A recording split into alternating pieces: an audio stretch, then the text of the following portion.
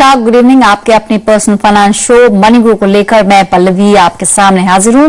हम आज बात करेंगे इंश्योरेंस पर और आपके इंश्योरेंस से जुड़े हुए सवालों को हल करने के लिए हमारे आज के मेहमान हैं हर्षवर्धन रुंगटा। हर्षवर्धन, बहुत बहुत स्वागत है कार्यक्रम में। तो चलिए एक नजर डालते हैं शो में क्या खास रहेगा। कई सारे सवालों को हमने शामिल किया है, कुछ दर्शकों से भी बात करेंगे।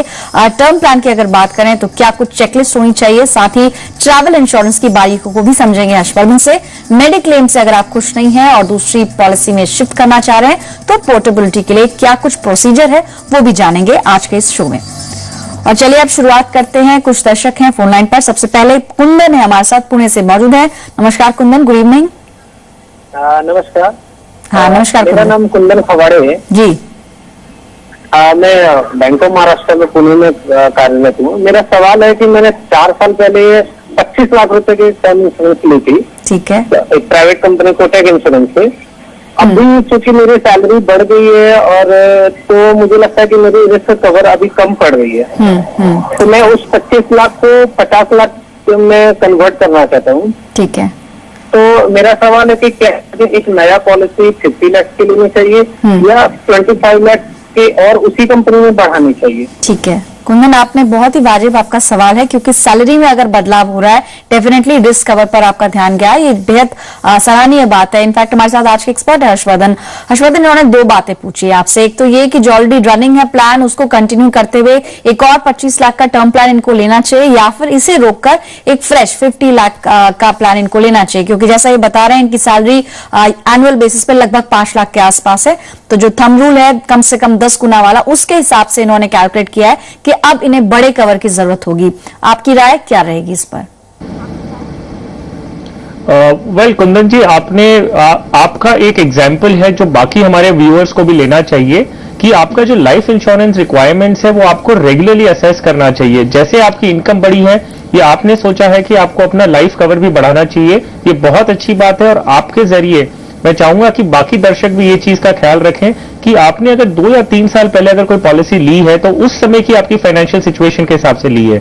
अभी खर्चे बढ़ चुके हैं, आपकी इनकम बढ़ चुकी है, सो जो आप प्रोटेक्शन अपनी फैमिली को देना चाहते हैं उसकी रिक्वायरमेंट भी बढ़ती है। तो आपको ये रेगुलरली रिव्यू करना चाहिए और जरूरत पड़े तो आपको अपना कवर बढ़ाना चाहिए, एक फ्रेश पॉलिसी लेनी चाहिए। वेल, अभी जो कुंदन जी का सवाल स्पेसिफिकली था कि इन्हें 50 लाख का कवर चाहिए, तो इन्हें या तो 25 लाख का एडिशनल कवर लेना चाहिए या नई पॉलिसी 50 लाख से लेनी चाहिए। वेल कुंदन जी, मोस्ट सर्टेनली आप एक फ्रेश पॉलिसी लीजिए, एग्जिस्टिंग पॉलिसी को मत छेड़िए।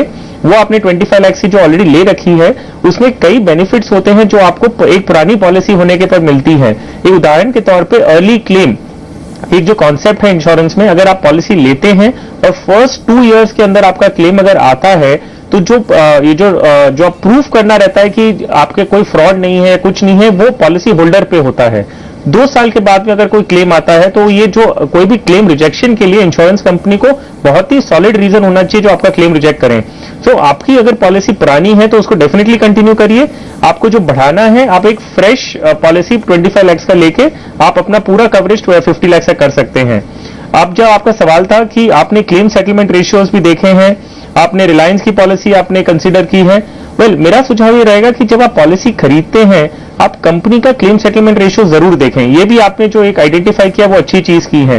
ये चीज ध्यान रखना है, आपने जो पॉलिसी ली है सामने जो कंपनी है वो आपको एक प्रॉमिस की है, आपको एक वादा किया है कि अगर आप नहीं रहेंगे आपके परिवार को हम एक लाइफ कवर जो सम इंश्योर्ड है वो देंगे। अगर अभी हम ट्रैक रिकॉर्ड देखते हैं, कोई कंपनी अगर 90 या 95% भी अपना क्लेम नहीं सेटल कर पा रही है तो उस कंपनी के साथ आपको डेफिनेटली अपनी पॉलिसी नहीं लेनी चाहिए।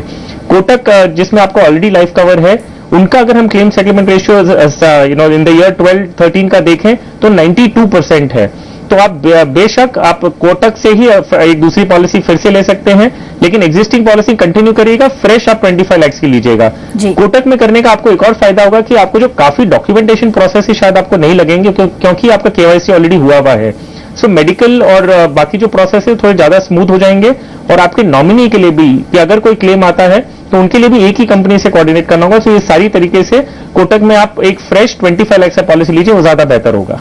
जी, तो कुंदन, आपने कोटक लाइफ में ऑलरेडी पॉलिसी होल्डर हैं, इसलिए हमारे एक्सपर्ट की राय है कि आप जो दूसरी पॉलिसी लेने की सोच रहे हैं कोटक से ही आप अप्लाई कर सकते हैं, ले सकते हैं दूसरी पॉलिसी। और जहां तक क्लेम सेटलमेंट का सवाल है तो 90 से 95% एक एवरेज आपको बताया गया कि इससे कम अगर किसी कंपनी का CSR है तो उसका चुनाव आप ना करें। बाकी दर्शकों के लिए भी एक महत्वपूर्ण टिप्पणी यहाँ पर टिप दिया है हर्षवर्धन ने।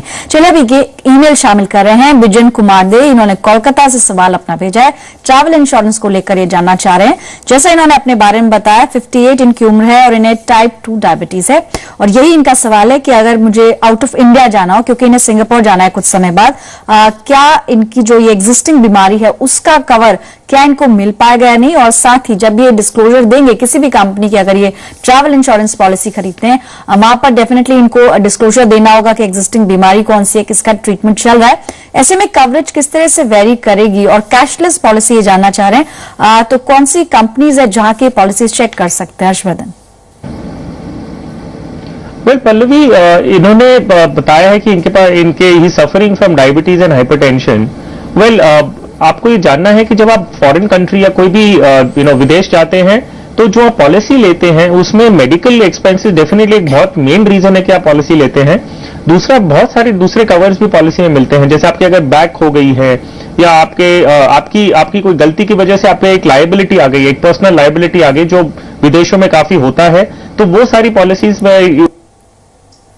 तो चले, डायबिटीज है आपको, इसीलिए थोड़ा मुश्किल होगा इसका कवर मिलना। लेकिन ट्रैवल इंश्योरेंस का जहां तक सवाल है, न सिर्फ आपके मेडिकल खर्चे और भी कई चीजें हैं, जैसे आपका पासपोर्ट गुम हो जाना या आपका सामान अगर चोरी हो जाता है, उसका कवर भी आपको मिलता है ट्रैवल इंश्योरेंस पर। हर्षवर्धन, जैसे कि आप बता रहे थे कि कौन सी कंपनी से जाएं चेक कर सकते हैं, लेकिन एज एक इंपॉर्टेंट फैक्टर होगा यहाँ पर। इनकी एज को कंसिडर करते हुए क्या लिमिटेड ऑप्शंस होंगे इनके पास? जी नहीं पल्लवी, ऑप्शंस लिमिटेड नहीं होंगे, सिर्फ जो कवरेज होगा वो एज की वजह से लिमिटेड होगा। जैसे प्री एग्जिस्टिंग एलिमेंट्स कवर नहीं होंगी और बाकी जो ट्रीटमेंट भी अगर होता है तो शायद उसमें सब क्लॉजेज आ सकते हैं कि लिमिटेशन आ सकती है कि आपको पूरा क्लेम नहीं मिले। बट ओवरऑल कंपनी के बेसिस पे एज के हिसाब से कोई ज्यादा रिस्ट्रिक्शंस नहीं है। इन्होंने कैशलेस का पूछा था। वेल, मैं आपको 2 कंपनी के नाम बता सकता हूं। बजाज अलायंस की पॉलिसी ले सकते हैं या तो टाटा AIG की ले सकते हैं। इनका नेटवर्क अच्छा है। जब आप इंडिया छोड़ें इसके पहले अगर ये पूरा प्रोसेस समझ लें कंपनी के कॉल सेंटर में फोन करके कि अगर इन्हें कोई ट्रीटमेंट लेना है तो इसके कैशलेस का क्या प्रोसेस है, तो कंपनी उन्हें यहां से जाने से पहले ही सारी डिटेल मिल जाएगी इनको।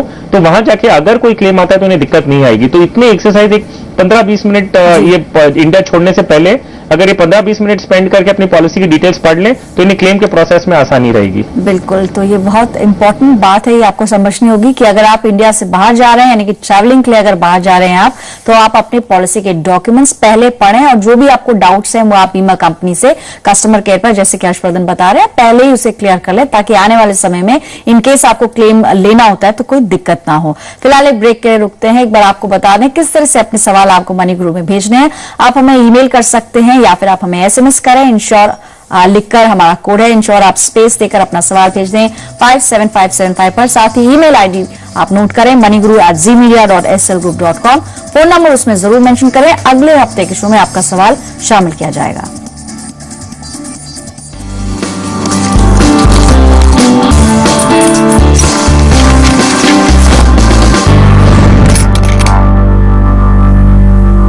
Welcome back. आप देख रहे हैं मनी गुरु। आज चर्चा इंश्योरेंस पर और आपके सवालों के जवाब देने के लिए हर्षवर्धन रुंगटा हमारे साथ हैं, रुंगटा सिक्योरिटीज के CFP। चलिए, कुछ दर्शक हैं फोन लाइन पर, उनसे बात करते हैं। जो फोन लाइन पर है अविनाश मोहन मुंबई से। नमस्कार अविनाश, गुड इवनिंग। नमस्कार मैडम, नमस्कार। बताइए सर, आपने कुछ मेल किया था और पहले आपसे माफी चाहेंगे कि बहुत समय से आपने अपना सवाल भेजा, लेकिन वक्त की थोड़ी कमी रहती है और कोशिश यही रहती है कि इस आधे घंटे में हम ज्यादा से ज्यादा सवालों को शामिल कर सकें। आप अपना सवाल पूछ सकते हैं एक्सपर्ट से। Thank you madam, thank you. मेरा क्वेश्चन ये था मैडम कि मैंने हेल्थ इंश्योरेंस लिया है न्यू इंडिया इंश्योरेंस से करीब 2010 में, तब से मैं उसको रिन्यू कर रहा हूँ। तो मेरा क्वेश्चन ये था कि क्या हेल्थ इंश्योरेंस पॉलिसी जो है वो चेंज की जा सकती है? जैसे मेरा टर्म्स एंड कंडीशन हो रहा है लेकिन सर्विस प्रोवाइडर चेंज हो जाए। जी बिल्कुल हो सकते हैं, लेकिन वजह क्या है? आपके मन में अगर पोर्टेबिलिटी का ख्याल आया है तो क्या आप अपनी कंपनी से संतुष्ट नहीं हैं या अपने प्लान से आपको लगता है कि दूसरी कंपनी में आपको स्विच करना चाहिए? इसकी वजह क्या है अविनाश? इसकी वजह मुझे लगती है मैडम कि जो न्यू इंडिया इंश्योरेंस है इसका जो कैशलेस फैसिलिटी है वो इतनी अच्छी नहीं है, और जो एजेंट है वो भी इतने प्रोफेशनल नहीं है। चलिए ठीक है, सर्विसेज से आप ज्यादा खुश नहीं हैं। हमारे आज के एक्सपर्ट हर्षवर्धन, उनसे जानते हैं कि अगर आपको दूसरी कंपनी में स्विच करना हो, क्या ये सही समय होगा? क्योंकि आपने बताया कि 2010 से ये पॉलिसी चल रही है। हर्षवर्धन, 4 इयर्स का पीरियड ऑलरेडी हो चुका है। ऐसे में जो भी प्री एग्जिस्टिंग डिजीजेज और बाकी भी जो बेनिफिट्स ये कैरी कर रहे हैं, क्या उन्हीं बेनिफिट्स को लेकर ये दूसरी कंपनी में स्विच कर सकते हैं? जी हाँ अविनाश जी, आप ये पॉलिसी डेफिनेटली कोई दूसरी कंपनी में शिफ्ट कर सकते हैं। पोर्टेबिलिटी कहते हैं इसे। अगर आप नाखुश हैं न्यू इंडिया की सर्विसेज से या उनके पॉलिसी के फीचर्स से, तो आप ये डेफिनेटली दूसरी कंपनी में शिफ्ट कर सकते हैं। इसका प्रोसेस भी बहुत सिंपल है। जब आपका पॉलिसी रिन्यूअल के लिए आती है, उसके जो मैंडेटेड है, IRDA मैंडेटेड है, वो है कि 45 डेज पहले आपको एक IRDA का पोर्टेबिलिटी फॉर्म है, वो प्लस जो दूसरी कंपनी जिसमें भी आप अप्लाई करना चाहते हैं उसका जो प्रपोजल फॉर्म है वो भर के आप नई कंपनी में जमा कर दीजिए और उनको बताइए कि आपके पास ये पहले से पॉलिसी है और इतना सम इंश्योर्ड है और ये पॉलिसी आप शिफ्ट करना चाहते हैं।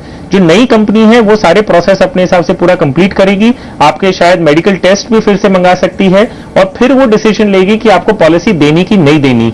ये कोई कंपलसरी नहीं है। कई लोगों के मन में ये आता है कि मैंने पोर्टेबिलिटी के लिए अप्लाई किया है, जो नई कंपनी है उसे 100% लेना ही होगा।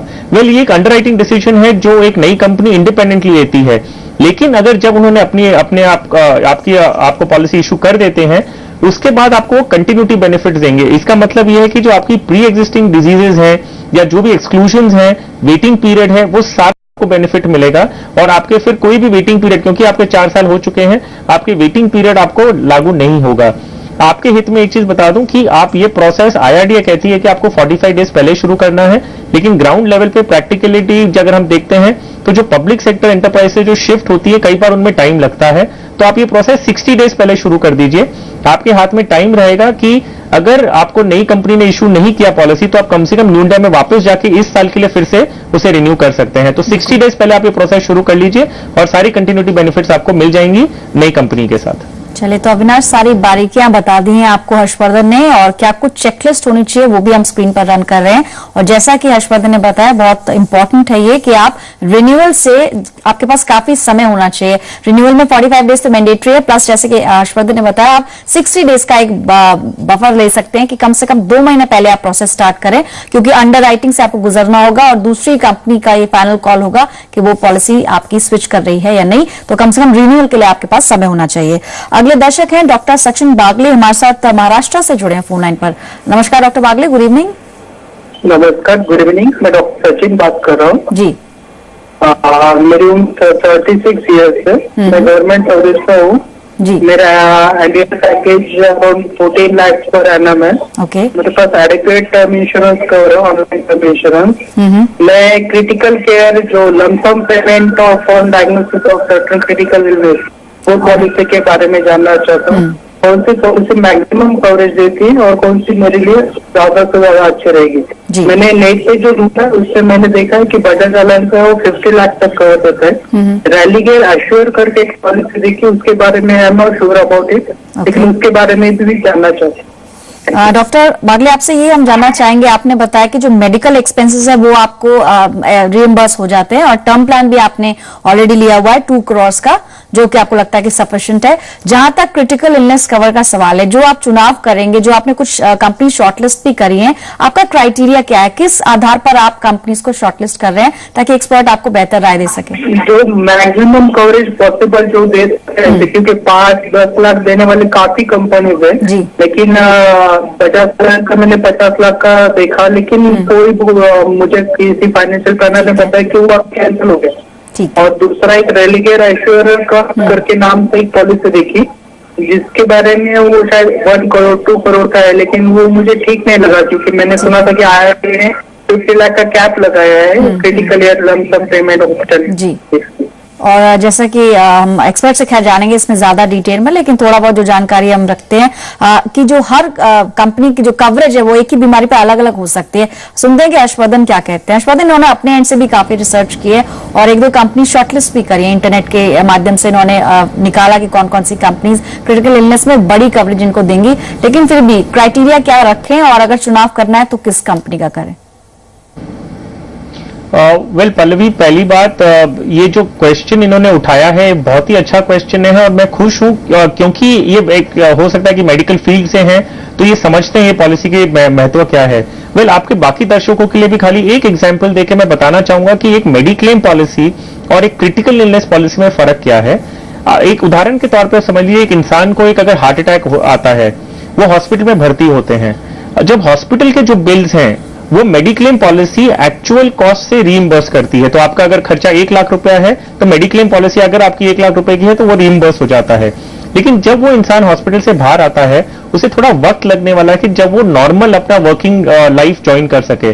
तो इसमें एक लॉस ऑफ इनकम होता है कि आप अपनी वही प्रोडक्टिविटी से काम नहीं कर पाते हैं, तो आपकी जो इनकम है वो इनकम कम होती है। तो जो ये critical illness stand alone policies होती हैं, ये इनका उद्देश्य ये होता है कि आपको अगर ऐसा कोई इवेंट होता है जो लिस्टेड है, तो हम जो भी आपका सम इंश्योर्ड है, आपके हॉस्पिटल के बिल से कुछ लेना देना नहीं है, एक फिक्स्ड अमाउंट, एक लमसम के तौर पे आपको आपके हाथ में दे देंगे, जो आप यूज कर सकते हैं आपकी गैप फिल करने के लिए, जो आपकी प्रोडक्टिविटी या इनकम जो आपकी रिड्यूस होने वाली है। तो ये एक बहुत ही इंपॉर्टेंट पॉलिसी जो आपको अपने फाइनेंशियल प्लानिंग पर्सपेक्टिव से एक अपने पोर्टफोलियो में जोड़नी चाहिए। तो मैं डॉक्टर सचिन को बहुत कॉम्प्लीमेंट करना चाहूंगा कि इनके जरिए हमें ये मौका मिला कि हम बाकी दर्शकों को भी ये चीज बता सकें। इन्होंने जो रिसर्च किया है, इनका जो रिक्वायरमेंट है बहुत क्लियर है। इन्होंने कहा कि इन्हें लार्ज सम इंश्योर्ड चाहिए।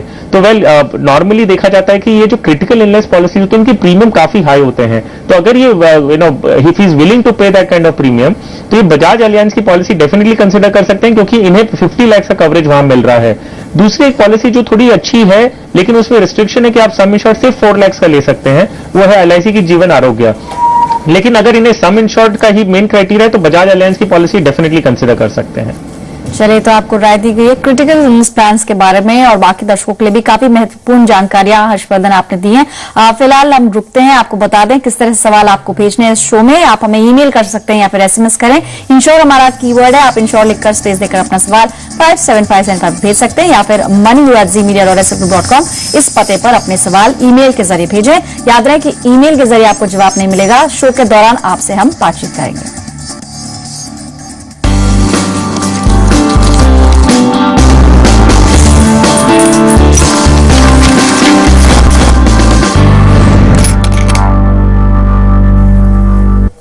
आप देख रहे हैं मनी गुरु। कुछ और सवालों को हम शामिल कर रहे हैं। अगला सवाल जो है वो जुबैन का है। जुबैन ने सवाल भेजा है NPS के ऊपर और ये जानना चाहते हैं कि 18 साल के अंदर 20 लाख रुपए इनको जमा करने हैं बेटी की शादी के लिए।